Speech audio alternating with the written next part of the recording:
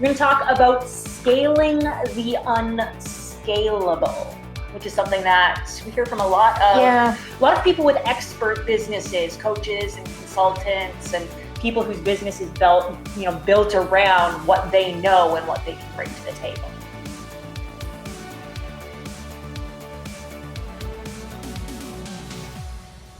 Right now, let's dive into what happens when you don't have a scalable product. You hit the $250,000, $300,000 revenue mark, for example.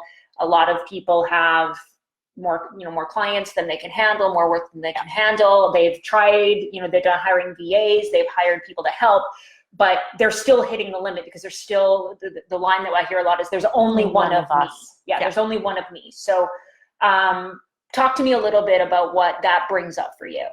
Well, it's always interesting for me is the thought of when you're looking at this, it's the question of, are you trying to build a business or are you trying to have a practice? Yeah. Right? Because I think I know a lot of holistic practitioners, right? And they're the singular person they're the practitioner. Right. They do the work. Right. Like I was going to say massage therapist has a practice, or a lawyer has a practice. Exactly. Right. Because those things, their services then rely specifically on them. Yeah. Right. And as such, those are very, very hard to scale when you're just yourself. Well, or when it's not that hard to scale. Well, but it's the solo practitioner model is what's hard to scale. That's what I'm trying to say. If you want to stay as just you, then there's only so much of you. Right. There's only so much of you to go around. You can raise your prices, you can change your packages and that kind of thing. But you're still building a practice. And there's nothing wrong with building a practice. No, it's totally valid. But I think it gets interesting because people understand that in, say, a brick and mortar, like I'm looking across the street, the dental. Yes. Our dentist is right literally across the street. And I think about a dental practice. Yeah. And so a dentist is going to build their practice by the way they've shifted into becoming a business is they bring on other dentists, they bring on dental hygienists and assistants and receptionists and billing people.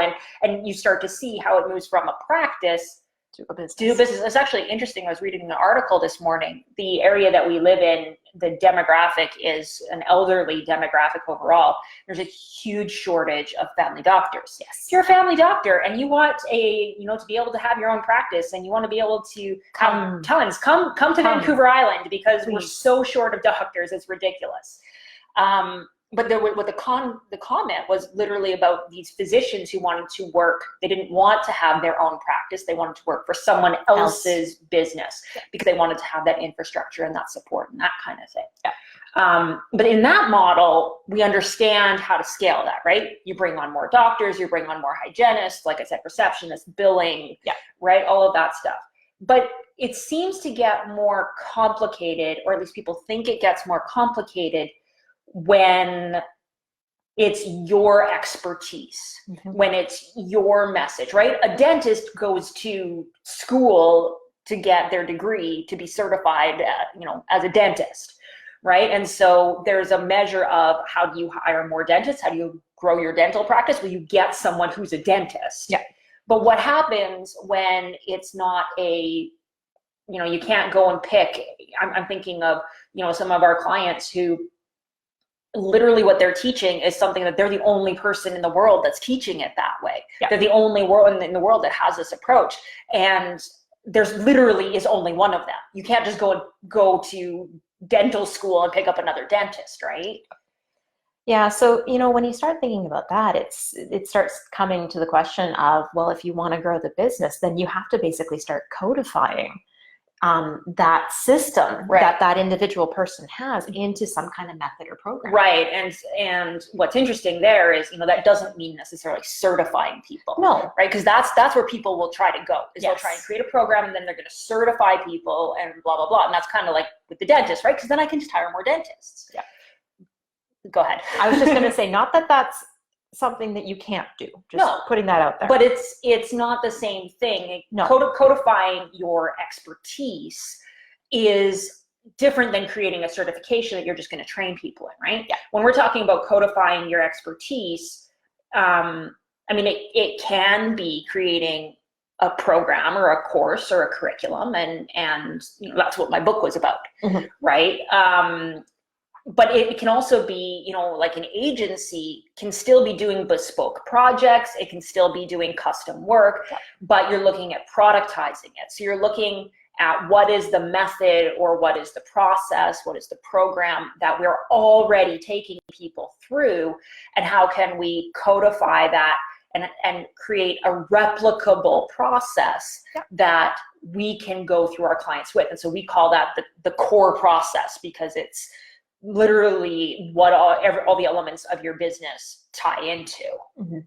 So yeah, a core process can then be, whether you develop it and deliver it as a course or as a productized service or whatever, then you can start to look at it not being about only being one of me. Yeah, and it's interesting that you bring up the agency model, because we get a lot of individuals that come to us that have kind of agency model type businesses. And one of the things I keep hearing from them too is like, well, if I want to bring in more revenue, if I want to scale my business, then I have to hire more agents and this and that. And you know, the core process also works for them too, because we had this with one of our clients where, you know, they were doing bespoke. Everything was bespoke. Everything was bespoke. And as such, you know, it was a lengthy process, and we worked with them to basically narrow in what is the process that you're taking like 90% of your clients through, and you wish you had taken the other 10% through. And then sell that instead. And it made it so much easier for them to turn around. And like a front end, back end kind of thing, where it was a productized front end, it was a custom back end, but that allowed them to be more flexible. And I think it's interesting, like, do you develop the core process first? Sometimes yes, right? Sometimes you go and you create your core process, you create your method, your program, whatever, and that gives you the scalability.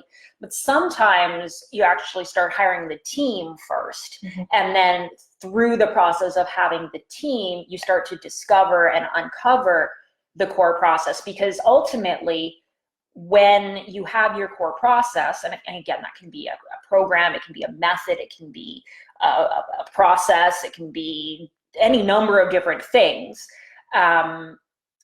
What you end up doing is recognizing that what you've been delivering has different components, it has different elements, right? So I was talking with someone this morning, actually, and we were talking a little bit about her business, and she has an agency and it provides writing services. And one of the offers that they sell is launch packages, right? So they'll do all of your copywriting, they'll write your webinar, they'll do all of it for your launches. And if you do this bespoke, then you're always going to be making it up as you go along. It's really hard to scale that because there's only one of you. There's only one strategist. There's only one person who's doing the launch planning. And that's a really hard thing to clone, for example, is that's a huge skill set. Whereas if you have a launch product, which is, okay, well, we know that we're going to need a strategy, and then we know that we're going to need, in this case, this person wanted a challenge, and in this, you know, then we know that there's going to be a microsite, and we know that there's going to be a funnel, and we know that there's going to be a webinar. And then you can break it down even further. Well, within the webinar, there's the webinar script, and within the webinar, there's the call to action. Within the webinar, there's the application to whatever. You can break it down into all of these steps, is what we call it in the academy when we're going through this. You break it down into steps, and you can start to say, okay, so what is actually my zone of genius to do? Right? I was actually going to go there. You were waiting for me to say that, so why don't you talk about that? Well, because that's the thing, right? Not everything in the process needs you specifically. Right? There are times, actually, there's a lot of times, a lot more than we think, that you actually aren't needed specifically in that spot. So instead, this is where, like, we went back to the brick and mortar, right?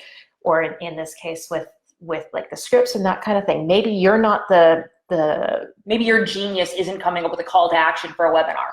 Right? Or creating application forms for a webinar. Right? Maybe your genius is coming up with a script, or maybe your genius is coming up with something else, but you can then hand off to your team the things that are their genius. Maybe you've got someone on your team that has excellent, like, their zone of genius is coming up with awesome CTAs. Right? That's just their thing, is the CTAs.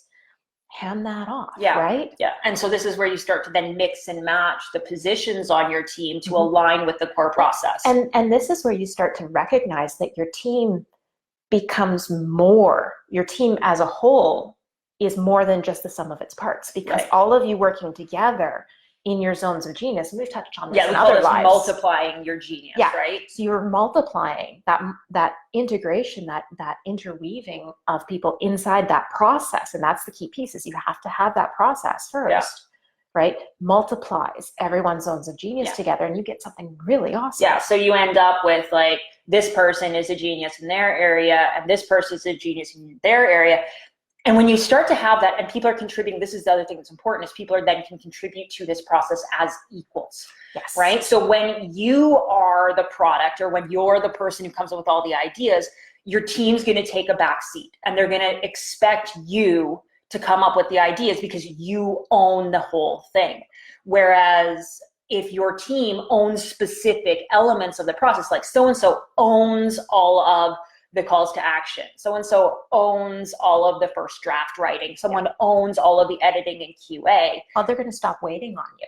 Yeah, and you know, they're going to own those areas, and what's going to happen is I'm going to take ownership and I'm going to advocate for this, and then someone else is going to take ownership and they're going to advocate for their part, and they're going to then start communicating directly with each other and say, you know, I see an opportunity here. Oh yeah, I see an opportunity here. I see, you know, and this creates, again, the multiplied genius effect, because they own parts of the process. So long as you own the process, they're always going to wait on you. And the thing of it is too, is that when you start to do this, they're going to start to, like you said, weigh in on their pieces that they are geniuses at. And because they're geniuses at it and you weren't necessarily, they're going to see things that might be little gaps. Right? So we actually are having this with one of our clients right now, right? Where they're bringing in, and they brought in a sales and marketing director, and the sales and marketing director is bringing the sales team together, and the sales team is going through some of these products, and they're going, oh, hey, listen, there's these little gaps here. Yeah, what about this? What about this? What about this? Right? Right. It's a different viewpoint. It's more voices. It's more genius all put together, and it just but it all comes from, you know, the question, the way it was stated here, is how can I do this when I don't have a scalable product? And the answer is, you need to create a scalable product, or maybe not even create, you need to identify the scalable products that you already have. Yeah. Because as soon as you've done something for, I don't know, even like 3 people, and certainly by the time people are ready to work with us, they've done it with 30 people or 300 people or whatever, there is a method that you're following, and you just may not be aware of it. You might not be thinking about it, but when you sit down and you map out your core process, which starts from, you know, before someone buys, how do they first find out about it, all the way through to when they ultimately decide to no longer work with you, which might be through renewals or whatever. Like, you look at that whole process and you look at who does what and how information flows, what you're going to find is that there is already a process there. There is already a method there. And by simply acknowledging that, and then asking, how can my team take the things that are in their genius and be able to do more of that, all of a sudden you've taken something that wasn't scalable and that 100% relied on you to something that, you know, maybe initially you 80-20 it, and like 80% doesn't rely on you. 80% isn't your genius, but you keep the 20%. Yeah. And then the next iteration you go through as your business grows and as you start to hire more, you're gonna realize, oh yeah, the 20% that I thought was actually my genius is really only 10. Yeah, it's really not. And you get smaller and smaller, and eventually you get to a place where this is so locked in that the product itself takes on the characteristics of your genius, and the experience itself takes on the characteristics of your genius, and you actually don't have to be constantly feeding that for your genius to be expressed through it. And we're seeing this with one of my friends who is in this process right now of getting herself completely out of the delivery, you know, $20 million business. We were talking about this a week or 2 ago. And, you know, we were talking about how she is no longer going to be involved in the delivery at all. And, you know, she's been for a long time just focused on her genius, focused on this really narrow piece of her genius. But she's at the point now where the business has grown and evolved enough that her genius is so embedded and infused into the character of the business, the culture of the business, the way things are done in the business, that she can actually step herself out entirely out of any of that. And the genius is still there. Plus, she now has all the geniuses of her team, which have made everything else better. And it's just raised the whole bar. Well, and that's the thing. I've got my finger of remembrance here. You can't see it, but it was down here. This is my finger of remembrance. Yeah. That's the one thing I was going to come back to, is that at times when we've introduced this to some of our clients, they've come back to me and they've said, or they've come back to you and they've said, well, isn't that, aren't I doing a disservice to my customer by not being involved? Yeah. And in actuality, you are actually being of greater service to them by not being involved than you would have been if you had just stayed there the whole time. Yeah, because what you're doing is, if you're irreplaceable, then you're putting them at risk. Yeah. You're putting them at risk of you being required, and you put yourself in a situation where you're going to be operating outside of your genius. Exactly. Yeah. All right. So what do you do when there's only one of me and you don't have a scalable product? Well, the short answer is, first you decide if you want to have a practice or a business.